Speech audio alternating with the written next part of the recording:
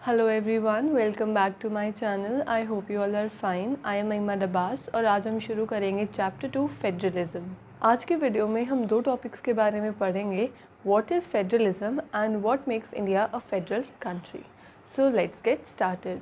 So our first topic is what is federalism. Federalism is a system of government in which the power is divided between a central authority and various constituent units of the country. मतलब federalism एक ऐसा system है जिसमें हम power को central government और उसके constituent units यानी स्टेट गवर्नमेंट्स के बीच में डिवाइड करते हैं। एक होती है यूनाइटरी गवर्नमेंट, उसमें या तो एक ही लेवल ऑफ गवर्नमेंट होता है यानी सिर्फ सेंट्रल गवर्नमेंट होती है, या फिर स्टेट गवर्नमेंट्स होती हैं लेकिन वो सेंट्रल गवर्नमेंट की सबॉर्डिनेट होती हैं, मतलब वो सेंट्रल गवर्नमेंट से नीचे रह के काम करती हैं। लेकिन एक फेडरल सिस्टम में सेंट्रल गवर्नमेंट स्टेट गवर्नमेंट को कोई भी ऑर्डर नहीं दे सकती। स्टेट गवर्नमेंट के पास खुद की अपनी पावर्स होती हैं और स्टेट गवर्नमेंट आंसरेबल होता है सेंट्रल गवर्नमेंट से, और स्टेट गवर्नमेंट और सेंट्रल गवर्नमेंट आंसरेबल होती हैं उनके सिटीजन्स से।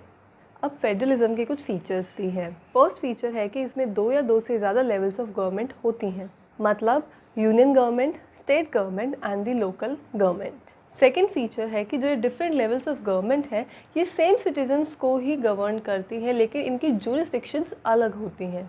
ज्यूरिसडिक्शंस का मतलब होता है एक सर्टेन एरिया या इनकी कुछ सर्टेन लिमिट्स होती हैं जिसमें रह के काम करती हैं। For example legislation, taxation and administration. जो ज्यूरिसडिक्शंस या फिर जो लिमिट्स हैं इन गवर्नमेंट की वो क्लियरली स्पेसिफाई की गई हैं हमारे इंडियन कॉन्स्टिट्यूशन में, जिससे कि हर एक गवर्नमेंट की एग्जिस्टेंस और अथॉरिटी को हमारा कॉन्स्टिट्यूशन गारंटी करता है। एक फेडरल सिस्टम में जो फंडामेंटल प्रोविजंस हैं हमारे कॉन्स्टिट्यूशन के, उनको कोई भी गवर्नमेंट यूनिलेटरली मतलब अकेले चेंज नहीं कर सकती। मतलब ऐसा नहीं है कि सेंट्रल गवर्नमेंट का मन आया तो उसने जाके कोई भी फंडामेंटल प्रोविजन कॉन्स्टिट्यूशन का चेंज कर दिया, या स्टेट गवर्नमेंट ने अपनी स्टेट के अकॉर्डिंग चेंज कर दिया। नहीं, दोनों की कंसेंट होनी ज़रूरी होती है। कोर्ट कॉन्स्टिट्यूशन और डिफरेंट लेवल्स ऑफ गवर्नमेंट की जो पावर्स हैं उनको इंटरप्रेट करता है। इंटरप्रेट का मतलब होता है समझाना। तो कोर्ट समझाता है कि कॉन्स्टिट्यूशन में क्या क्या लिखा गया है और कितनी पावर कौन से लेवल ऑफ गवर्नमेंट को दी गई है। और जो सुप्रीम कोर्ट है वो अंपायर की तरह एक्ट करता है between the central government and the state government. मतलब अगर कोई भी डिस्प्यूट होता है, कोई भी लड़ाई किसी लॉ को लेकर अगर दोनों लेवल्स ऑफ गवर्नमेंट में हो रही है तो बीच में मीडिएट करेगा सुप्रीम कोर्ट और उनको बताएगा कि तुम्हारी क्या क्या पावर्स है और तुम्हारी क्या क्या ज्यूरिसडिक्शन है जिसमें रह के तुम काम कर सकते हो। फीचर है कि जो सोर्स ऑफ रेवेन्यू होगा और क्या क्या बजट इन दोनों लेवल्स ऑफ गवर्नमेंट का होगा ये कॉन्स्टिट्यूशन में पहले से ही लिखा हुआ है। नेक्स्ट फीचर है कि फेडरलिज्म के दो ऑब्जेक्टिव्स होते हैं। First is to safeguard and promote the unity of the country. अब देखो फेडरलिज्म में क्या हो रहा है, हम सेंट्रल गवर्नमेंट और स्टेट गवर्नमेंट के बीच में पावर को शेयर कर रहे हैं। जैसे कि हमने बेल्जियम के एग्जाम्पल में पढ़ा था, फ्रेंच और डच स्पीकिंग के बीच में उन्होंने पावर को शेयर कर दिया, जिससे कि वहाँ की कंट्री की यूनिटी बनी रही और कोई भी सिविल वॉर या कोई लड़ाई नहीं हुई। सो इसीलिए एक कंट्री की यूनिटी बनाने के लिए हमें पावर शेयर करना ज़रूरी है। और सेकेंड ऑब्जेक्टिव है कि फेडरलिज्म से रीजनल डाइवर्सिटी अकोमोडेट होती है। फेडरलिज्म पावर शेयरिंग का एक बहुत ही अच्छा सिस्टम है, लेकिन ये तभी पॉसिबल हो सके जब दोनों की दोनों जो लेवल्स ऑफ गवर्नमेंट्स हैं वो अग्री करें कुछ बेसिक रूल्स पे, एक दूसरे पे ट्रस्ट करें। जो एक आइडियल फेडरल सिस्टम होता है उसके सिर्फ दो ही एस्पेक्ट्स होते हैं। फर्स्ट कि म्यूचुअल ट्रस्ट, एक दूसरे पे भरोसा होना ज़रूरी है, and second agreement to live together, कि वो अग्री कर रहे हैं दोनों साथ में रहने के लिए। जो एग्जैक्ट बैलेंस ऑफ पावर है between the central government and the state government वो हर एक कंट्री में डिफरेंट होता है, और ये डिपेंड करता है कि उस कंट्री का हिस्टोरिकल बैकग्राउंड क्या है, वो कैसे कंट्री इंडिपेंडेंट हुई थी, इन सब चीज़ों पे वो डिपेंड करता है। There are two kinds of federations. First is coming together federation. इसमें होता है कि छोटी छोटी स्टेट्स एक साथ मिलके एक बड़ी यूनिट बनाती है जिससे कि वो सॉवरेनिटी को शेयर कर सके और सिक्योरिटी इंक्रीज कर सके। इसके एग्जाम्पल्स हैं USA, Switzerland and Australia. Second federation है होल्डिंग टुगेदर फेडरेशन। इसमें है कि एक लार्ज कंट्री डिसाइड करती है कि हम अपनी पावर्स को सेंट्रल गवर्नमेंट और स्टेट गवर्नमेंट्स के बीच में डिवाइड कर देंगे। इसके एग्जाम्पल्स हैं India, Spain and Belgium. Coming together federation में था कि जो स्टेट गवर्नमेंट्स हैं वो सेंट्रल गवर्नमेंट से इक्वली पावरफुल होंगे और बहुत ही ज़्यादा स्ट्रॉन्ग होंगी, लेकिन होल्डिंग टुगेदर में है कि जो सेंट्रल गवर्नमेंट है वो स्टेट गवर्नमेंट से ज़्यादा पावरफुल होगी। Now our next topic is what makes India a federal country. Indian constitution में कहीं पे भी नहीं लिखा कि इंडिया एक फेडरेशन है, लेकिन जो इंडियन यूनियन है वो प्रिंसिपल्स ऑफ फेडरलिज्म पर ही बेस्ड है। और अभी जो हमने 7 फीचर्स ऑफ फेडरलिज्म पढ़े थे वो सारे के सारे अप्लाई होते हैं इंडिया पर। हमारे कॉन्स्टिट्यूशन में ओरिजिनली हमें 2 टायर्स ऑफ गवर्नमेंट प्रोवाइड की गई हैं, union government and the state government. बाद में एक 3rd tyre of government add हुआ था जिसको हम म्यूनिसिपैलिटी बोलते हैं या फिर पंचायत बोलते हैं। हर एक फेडरेशन की तरह जो 3 टायर्स ऑफ गवर्नमेंट है इंडिया में, उनके भी कुछ स्पेसिफिक ज्यूरिसडिक्शंस है जिनमें रह के वो काम करती हैं।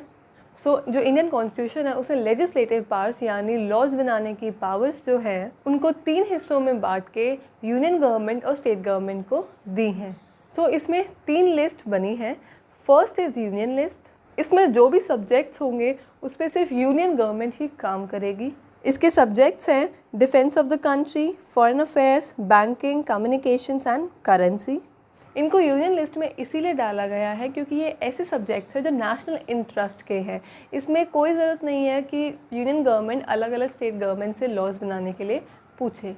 Second is state list. इसमें आते हैं सिर्फ वो सब्जेक्ट्स जिसको सिर्फ स्टेट गवर्नमेंट हैंडल करेगी। इसके सब्जेक्ट्स हैं police, trade, commerce, agriculture and irrigation. Third आती है कंकरेंट लिस्ट। कंकरेंट लिस्ट में दोनों ही गवर्नमेंट यानी सेंट्रल गवर्नमेंट और स्टेट गवर्नमेंट लॉज बना सकती है। ये दोनों ही गवर्नमेंट्स के कॉमन इंटरेस्ट है और अगर दोनों के लॉज जो है अगर वो आपस में कन्फ्लिक्ट कर रहे हैं तो जो लॉ सेंट्रल गवर्नमेंट बनाएगी वही माना जाएगा। अब क्वेश्चन आता है कि इन सब सब्जेक्ट्स के अलावा जो सब्जेक्ट्स रह गए उनका क्या होगा। फॉर एग्जाम्पल जब हमारा कॉन्स्टिट्यूशन बना उस टाइम कंप्यूटर्स नहीं थे। कॉन्स्टिट्यूशन बनने के बाद कंप्यूटर्स इंडिया में आए तो उनके ऊपर लॉज कौन बनाएगा। तो कॉन्स्टिट्यूशन में ये लिखा गया है कि जो रेजिडुअरी सब्जेक्ट्स होंगे मतलब जो अलग सब्जेक्ट्स जो आगे आने वाले टाइम में आएंगे उनके ऊपर लॉज सेंट्रल गवर्नमेंट ही बनाएगी।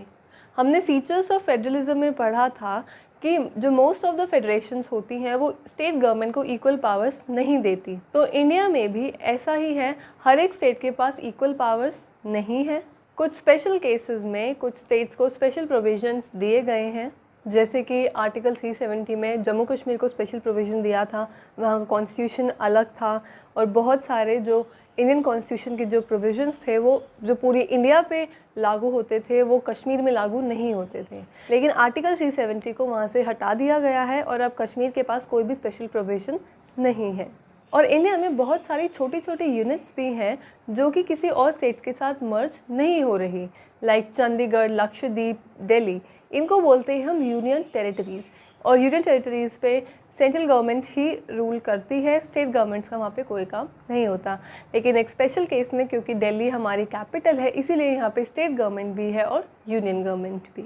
जैसे कि हमने लास्ट चैप्टर में पढ़ा था कि बेल्जियम में पावर शेयर करने से कितना अच्छे से वो रहने लगे, कोई लड़ाई नहीं हुई, सिविल वॉर नहीं हुई और वहाँ की यूनिटी बिल्कुल बनी रही।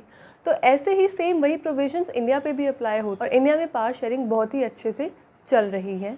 और इंडिया में ऐसा प्रोविज़न भी है कि अगर पावर शेयरिंग को लेके कोई भी डिस्प्यूट अराइज होता है between the 2 tiers of government तो सुप्रीम कोर्ट या हाई कोर्ट उसमें बीच में आके डिसीजन ले सकता है।